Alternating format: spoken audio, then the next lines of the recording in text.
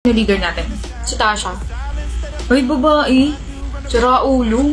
Pangit maging leader ang babae. Masyadong manipulative. Ako na lang leader ng grupo. Bakit? Sino may sabi? Tasha! Ako, bakit? Pwede naman yun ah.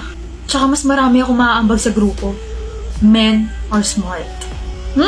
Parang hindi ka naman kabilang dun sa men or smart. Sorry, pre. May sariling stretching yung bibig ko eh. Yabang mo ah.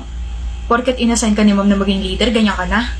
May pagmamayabang naman kasi talaga ako, Mason. Presidente ako sa klase. Matalino, masipag, tsaka maganda. Alam mo ba kung anong gagawin natin, ha? Nakinig ako, malamang oo.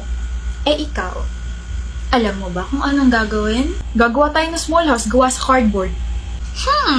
Ano kaya kaya mong gawin? Mag-drawing, mag-provide ng materials. Eh, ikaw, Tasha, ano ba ang kayang gawin ng isang babaeng katulad mo? Tanggalin ka sa grupo. Oh? Madali lang naman ako kausap. If you don't want to work with me, leave. Eh di gumawa ka mag-isa mo. Tara, Aris. Gawa tayo ng sariling grupo. Mayaba kasi isa dyan. Yoko, pre. Kita siya lang ako. Eh.